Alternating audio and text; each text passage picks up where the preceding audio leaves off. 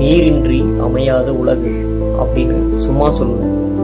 நீர் இல்லை என்றால் ஒரு நாளைக்கு உணவு இல்லாமல் கூட இருக்கலாம், ஆனால் நீர் இல்லாமல் வாழ முடியாது.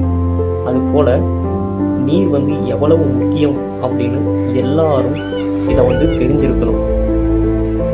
இதுல பாருங்க எவ்வளோ நுறையா வருது. மக்கள் எப்படி இந்த நீரை எப்படி பயன்படுத்துவோம். உயிரினங்கள் இதன் மூலியமாக நிறைய மரணம் அடைய போகுது. இது ரொம்ப ரொம்ப ஒரு முக்கியமான ஒரு விஷயம். இதை எல்லாருக்குமே ஷேர் பண்ணுங்க. இதை எல்லாருமே பேச.